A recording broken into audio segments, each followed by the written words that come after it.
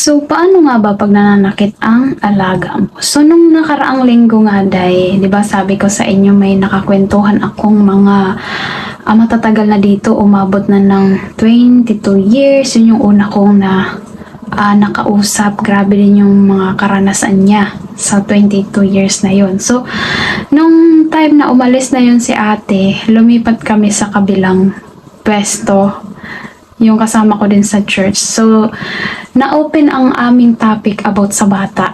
Kasi nagtanong ako sa ka-church ko, kay Day Novelin, sabi ko, Day, ilang years pa na nakikita mo yung sarili mo dito sa Hong Kong? Mga ilang years pa, sabi kong ganyan. Then, ang sagot niya sa akin, kung i-renew pa daw siya ng amo niya. So, yun ang sabi niya.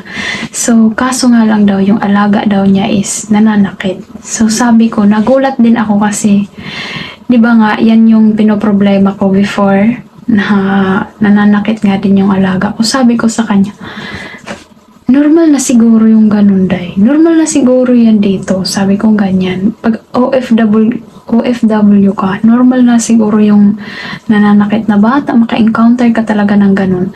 So, yung, di ba lumipat kami ng pwesto, wala akong kilala doon, kundi si ate lang, yung ka-church ko, si Denobelin. Yung nilipatan namin, mayroon din doon nakaupo, na hindi ko akalain na matagal, super matagal na rin pala siya, 27 years, 23 lang siya nag-abroad ay. Then, ayun, natapik nga namin yung nananakit na bata. Paano nga ba? So, ito din yung naging ko dati. Ano ba dapat na maging reaction ko? Kasi, nung isa palang alaga ko, Day, one time nasampal ako ng alaga ko. Maliit pa, pero, di ba, baby, tapos, around 1 year old and a half, 2 years old. Ang lakas na manampal, marunong na manampal, so na-shock ako. Then, ang ginawa kong reaction nga noon ay, inisip ko na magkalaro kami. So, kung magkalaro kami, anong magiging reaction ko? So, kunyari, nagtatampo-tampo ako sa kanya. So, nakita yun ni amo sa CCTV. Sinaway ako. Sinaway ako ng amo ko. Ayaw niya ng ganun. So, okay. So, ang ginawa ko, pag nananakit yung alaga ko, hinahayaan ko lang hanggang makita nila din sila yung sasaway. Yun ang ginagawa ko. Ang swerte ko naman pag ang lola ang nakakita na nananakit yung apo niya. Kasi kalaunan nagbibigay siya ng parang suhol. May parid packet yan na binibigay. Yung mga amo ko naman, one time nga napalo ako ng yung malakas-lakas din yun vacuum na laruan. Malakas-lakas din yun. Kasi hinarang ko yung sarili ko sa alaga kong maliit. Kaya ako yung natamaan. Parang naano lang ako dun sa reaction ng amo kong lalaki kasi natawa siya. Di ba pag ganun, pag nakikita ng bata, parang lalo silang, okay lang pala. Yung ganun ba? Yung amo kong babae naman, sinaway naman niya, pero ganito nga kasi sila, in a nice, pa rin sila, kumbaga, puro sila pangaral lang sila. Then, yung alaga ko kasi, once na sinaway mo siya, lalo siyang magtatantrums. Itatapon niya lahat ng laruan mo, laruan niya, ikakalat niya lahat, ibabato yan. So, kaya ang ginagawa ng mga amo ko, sinusunod na lang kung ano ang gusto niya. Ganun ang ginagawa. So, sa experience ni ate, yung 27 years siya, nagulat ako sa experience niya, Day. So, one time daw, nag-aaway yung mga alaga niya. Hindi niya nabanggit kung ilang taon na yung mga alaga niya nun. Nag-aaway daw yung mga alaga niya. Ang panganay, babae din. Yung bunso ay lalaki. So, ngayon, sinasaway daw niya. Parang sinampal siya ng panganay na alaga niya. Kasi parang feeling nung panganay ay kinakampihan yung bunso. Yun ang pagkakaintindi niya. So, alam niyo kung anong ginawa niya. Pagkasampal daw sa kanya, sinampal din daw niya. Nashock siya. Nagulat siya, parang nagmatik din yung ganti ng kamay niya. Yung pagsampal sa kanya, ang sakit daw eh. Pagsampal sa kanya, matik din yung kamay. Sampal, sabi ko, nagawa mo yun? Hindi ka natakot? Hindi, sabi, wala na daw sa ano niya. Then, sinuntok daw siya. Sinuntok din daw niya. Sabi niya ganun. Then, sabi ko, ate, hindi ka ba naisip na pwede kang kasuhan? Hindi. Sabi niya, nag-iiyak na nga din daw siya that time. Sabi niya ganun. So, ano nangyari? Sabi ko ganyan. So, ang maliit daw, ang bunso ay alam niyang nagsumbong na sa magulang. So, buti na lang, yung bunso ay mabait.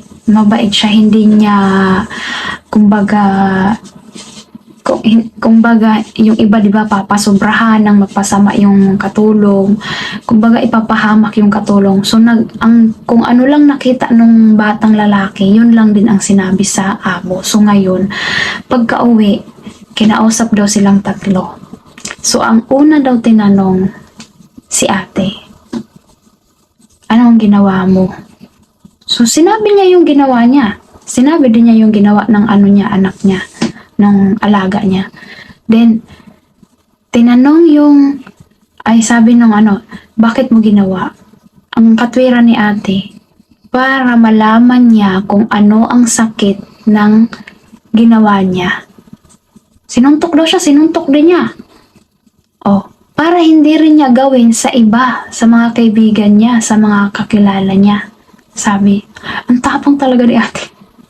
Nagulat talaga ako, sabi ko, hala, pag ako yung nangyari yung ganun, baka wala na, nanginginig na ako. Isip ko ganyan, si Dino Bilin din, ganun din yung reaction niya. Sabi niya, ako din, sabi niya ganun, mahiyain din yung si Inday.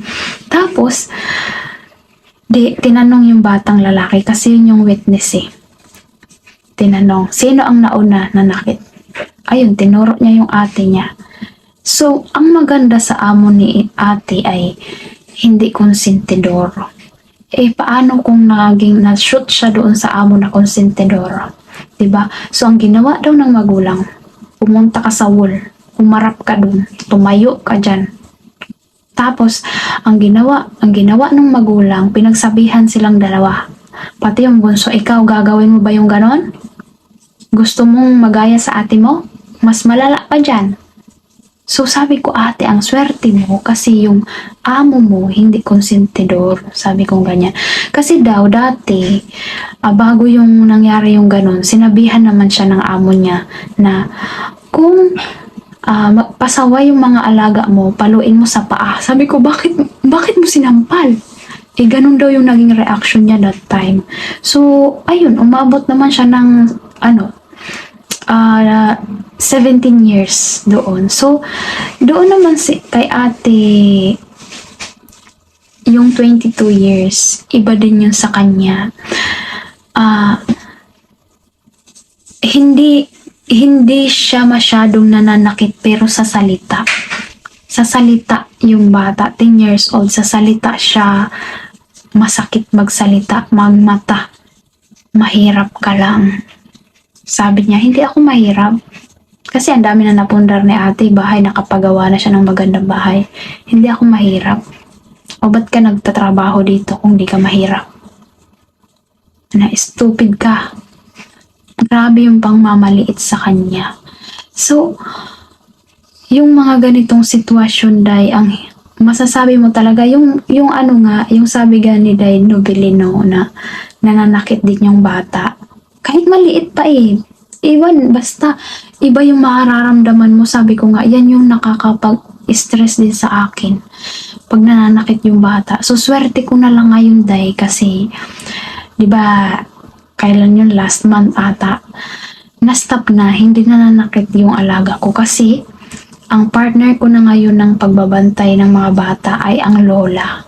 So, ang lola ay pinakapaborito ng alaga ko. So, kasi spoiled siya dun. Sinusunod lahat ng gusto niya. So, hindi na niya ako napagbubuntungan ng galit niya. Ako, focus na lang ako din sa maliit.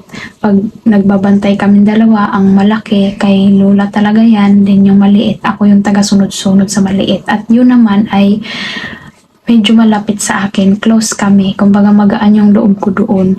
Then, nananakit siya, pero pag sinasaway mo siya, hinahalikan ka. Yung palo-palo lang ba yan, pag lalo na pag pinapatulog ko siya kanang ayaw niya matulog, gagawa niya, pupukpok niya yung ulo niya. Pero pag sinasaway mo siya, nanlalambing din siya. So, ayun, na-solve na ang aking problema din about sa bata.